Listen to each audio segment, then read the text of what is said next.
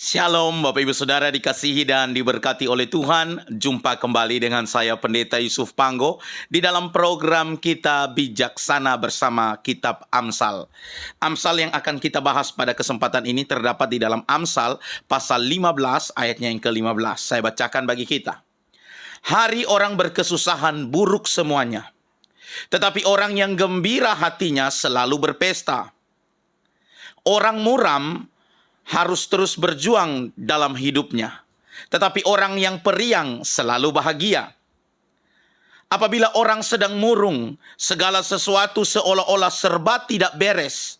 Apabila ia sedang senang, segala sesuatu seolah-olah serba baik. Bapak Ibu Saudara dikasihi dan diberkati oleh Tuhan, Amsal hari ini mengajarkan kepada kita bahwa situasi yang terjadi di sekeliling kita itu dimulai dari sikap hati kita. Ya, dimana kalau orang yang sukanya itu murung, mukanya muram, ya, selalu berkesusahan, ya, tidak pernah mengucap syukur, bersungut-sungut, maka dia melihat situasi keadaan itu buruk semuanya. Tetapi kalau orang yang selalu berbahagia, orang yang periang, orang yang selalu mengisi hatinya dengan kesenangan dan kegembiraan, Alkitab mencatat situasi keadaan sekeliling seperti apapun, dia akan melihat bahwa ada kebahagiaan, ada sesuatu yang sedang Allah kerjakan untuk mendatangkan kebaikan. Sehingga Rasul Paulus juga mengingatkan kepada jemaat mula-mula, di mana Rasul Paulus ketika ada di dalam penjara, dia mengingatkan para jemaat untuk selalu bersukacita. Rasul Paulus berkata, bersukacitalah senantiasa. Sekali lagi kukatakan, bersukacitalah senantiasa. Dan sukacita itu hanya bisa didapatkan, yaitu bersukacita di dalam Tuhan. Nah, penting sekali Bapak Ibu Saudara, karena hari ini orang bisa saja menghadapi masalah yang sama, pergumulan yang sama, kesulitan yang sama, tantangan yang sama. Tapi hasilnya pasti akan berbeda tergantung dari sikap hati. Amsal hari ini mengajarkan kalau orang yang hidupnya hanya mengeluh penuh dengan kesusahan, mukanya muram atau mukanya murung, di mana-mana kalau ketemu hanya cerita dia punya kesusahan, Bapak Ibu Saudara. Pada akhirnya setiap masalah yang ada itu dia merasa bahwa orang lain tidak mengerti, seolah-olah dia yang paling susah di dunia ini. Sedangkan orang yang periang, orang yang selalu bersukacita, ada tantangan, ada pergumulan, ada kesulitan, tapi dia percaya Allah sedang merangkaikan semuanya itu di dalam suatu rencana yang indah. Dia tahu bahwa suka dan duka Tuhan pakai, izinkan segala sesuatu itu untuk mendatangkan kebaikan. Nah, cenderung orang yang muram, orang yang murung, atau orang yang selalu mengeluh tentang kesusahannya, itu akibat apa Bapak Ibu Saudara? Akibat terlalu mengasihani diri sendiri. Catat baik-baik. Akibat terlalu mengasihani diri sendiri. Berbahaya Bapak Ibu Saudara. Orang yang terlalu mengasihani diri sendiri akan pada akhirnya dia merasa bahwa dia manusia yang paling susah di dunia ini. Sebuah ungkapan ya berkata demikian. Ada suatu ungkapan mengatakan begini. Orang yang paling menderita di dunia ini adalah orang yang mengasihani diri sendiri karena tidak ada yang menandingi penderitaannya. Perhatikan. Orang yang paling menderita di dunia ini adalah orang yang mengasihani diri sendiri karena tidak ada yang menandingi penderitaannya. Orang yang mengasihani diri sendiri, dia berpikir cuma dia saja yang ada masalah.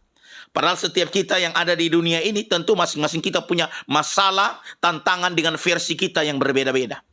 Tapi kalau hidup kita hanya murung, muram, hanya mengeluh, hanya bersungut-sungut, tidak pernah mengucap syukur, maka Alkitab mencatat buruk semuanya. Toh karena muka murung, muram, bersungut-sungut juga tidak akan memberikan solusi atau jalan keluar. Nah, hal ini terjadi Bapak Ibu Saudara kepada bangsa Israel.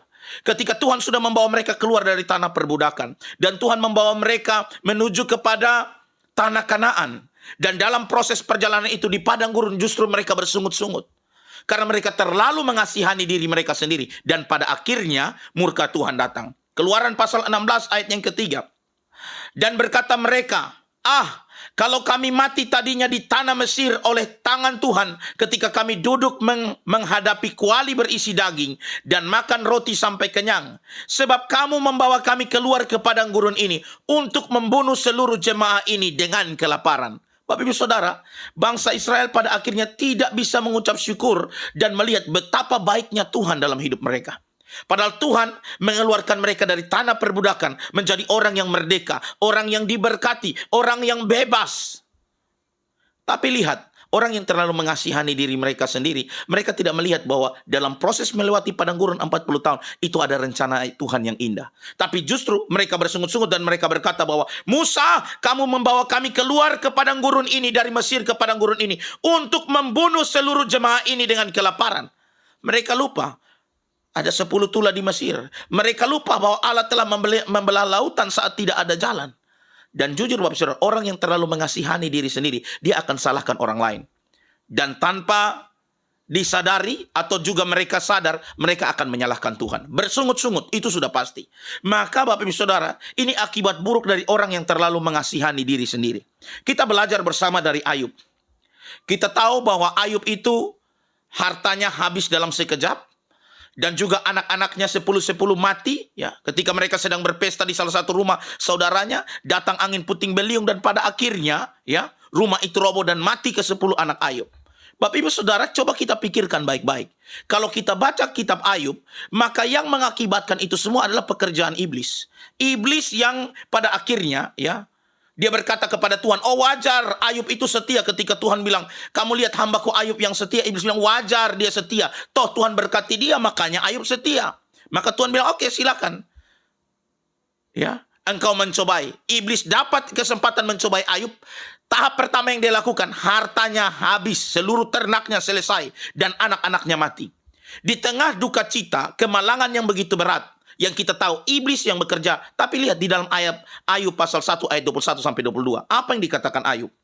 Kata Ayub, katanya, dengan telanjang aku keluar dari kandungan ibuku, dengan telanjang juga aku akan kembali ke dalamnya. Tuhan yang memberi, Tuhan yang mengambil, terpujilah nama Tuhan. Dalam kesemuanya itu Ayub tidak berbuat dosa dan tidak menuduh Allah berbuat yang kurang patut.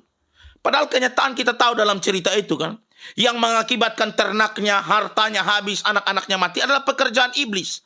Tapi Ayub tidak berkata bahwa Tuhan memberi, iblis yang mengambil. Tidak.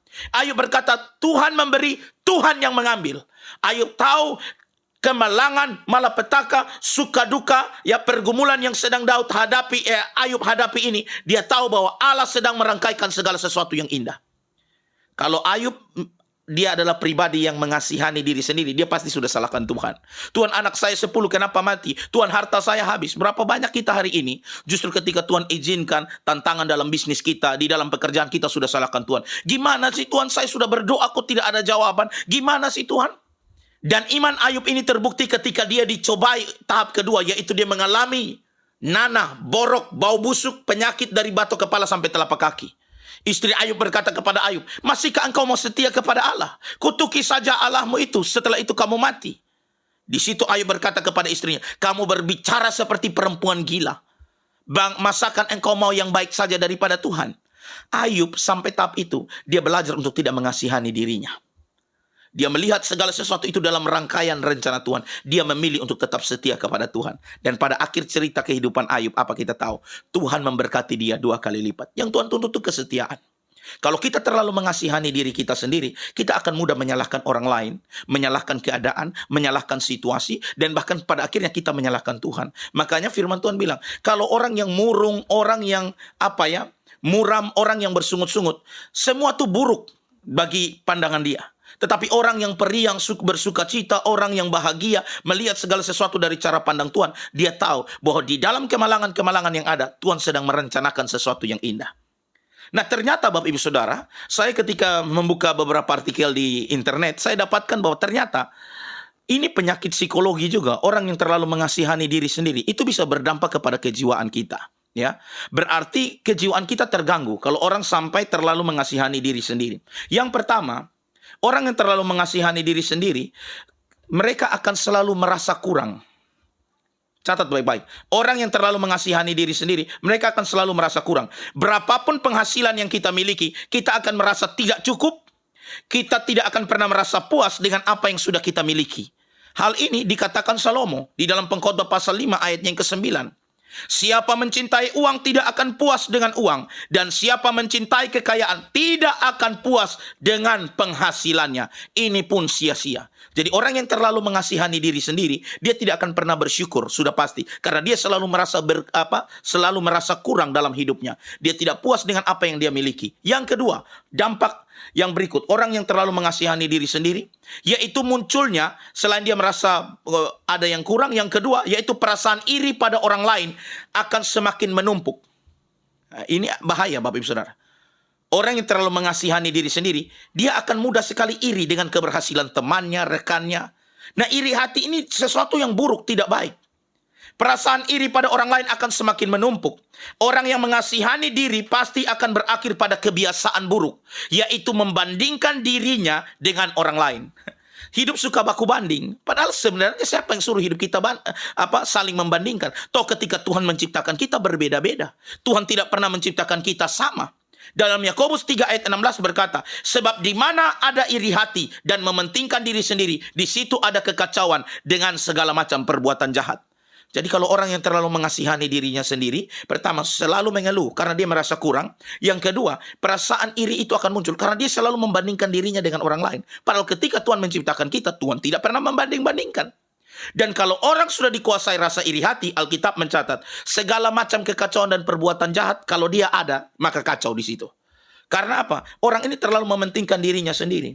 Yang ketiga, yaitu perasaan tidak bahagia akan terus menghantui orang yang terlalu mengasihani diri sendiri. Maka tadi Amsal bilang kan, murung mukanya, semuanya dia anggap itu susah. Dan tidak mungkin dia bisa bahagia dan bergembira. Karena terlalu mengasihani diri sendiri. Kalau terlalu mengasihani diri sendiri, maka kita akan selalu merasa paling menderita di dunia ini. Seolah-olah kita manusia paling menderita. Maka perasaan bahagia juga sangat sulit masuk di dalam hati. Makanya Amsal 15 ayat 15 tadi berkata, hari orang berkesusahan, buruk semuanya. Hari orang yang mukanya murung, muram, dia lihat segala situasi keadaan buruk. Bahkan ada peluang pun dia anggap itu buruk. Bahkan ada kesempatan pun dia anggap buruk. Karena apa? Terlalu mengasihani diri sendiri. Tuhan kasih jalan keluar, dia anggap itu buruk semua. Tetapi orang yang gembira, hatinya selalu berpesta. Yang keempat, orang dampak akibat dari terlalu mengasihani diri sendiri, kesehatan mentalnya terganggu. Hilangnya rasa bahagia, tidak ada sukacita, tidak tersenyum, mukanya muram dan murung, maka kemudian akan mengarahkan pada rasa iri, dengki, dan benci pada orang lain, yang hidupnya sering terlihat lebih daripadanya. Hati-hati, itu pertanda kesehatan mentalmu mulai terganggu. Jadi mulai cek, jangan sampai kita gila sebelum waktunya. Kalau kita lihat teman kita diberkati, teman kita sukses, justru kita iri. Bukan kita mengucap syukur, kita pergi doakan. Kalau kita iri, catat baik-baik ketika teman berhasil, kesehatan mentalmu sedang terganggu. Lebih baik cepat sadar daripada engkau gila sebelum waktunya, ya. Jadi jangan terlalu mengasihani diri sendiri, ya. Itu dampaknya buruk, ya. Dan yang kelima, Anda terlalu mengasihani diri sendiri, sudah pasti pada akhirnya Anda jangan salahkan siapa-siapa kalau kemudian kesehatan fisikmu juga ikut bermasalah. Semua penyakit yang ada, yang kita alami secara fisik, itu semua dimulai dari dalam sebenarnya.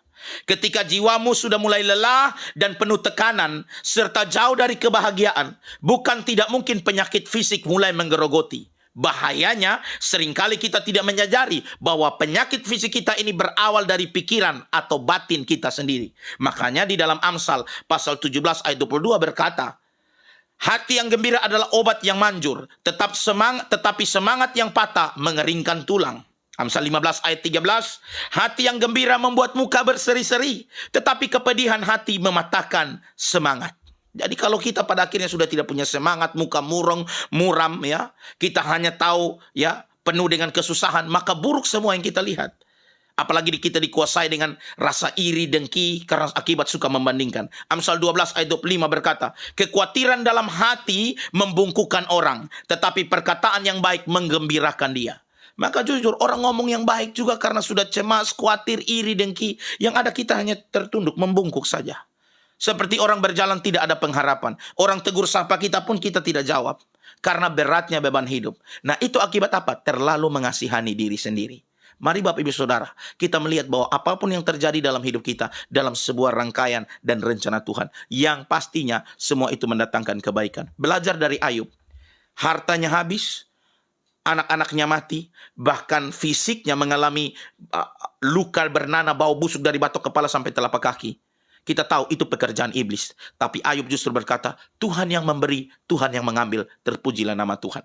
Ayub tidak mengasihani dirinya sendiri, ya. Tapi Ayub melihat bahwa ini semua dalam rangkaian dan rencana Tuhan yang mulia. Dia berespon dengan benar, dia tidak salahkan Tuhan. Bahkan dalam situasi keadaan yang terpuruk sekalipun, Ayub tetap setia kepada Tuhan. Dan kita tahu pada akhirnya Tuhan memberkati Ayub 2 kali lipat.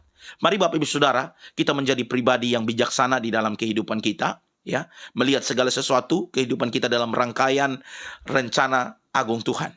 Supaya jangan sampai Bapak Ibu Saudara kita terjebak dalam terlalu mengasihani diri kita sendiri. Kita akan selalu mengeluh, kita akan selalu murung muka kita, bahkan kita sulit untuk bersuka cita, yang berakibat pada akhirnya kita tidak pernah mengucap syukur atas apa yang sudah Tuhan berikan kepada kita. Karena kita menganggap kita adalah orang yang paling menderita di dunia. Mari Bapak Ibu Saudara dikasihi dan diberkati oleh Tuhan. Biarlah renungan firman Tuhan ini boleh memberkati kita dan membuat kita lebih bijaksana meresponi setiap apapun yang terjadi dalam hidup kita. Dan percayalah, kalau kita orang percaya, orang Kristen, kita tidak pernah sendiri. Karena ada Immanuel, Allah yang selalu menyertai kita. Tuhan Yesus menolong, menyertai, memberkati. Shalom Bapak Ibu Saudara.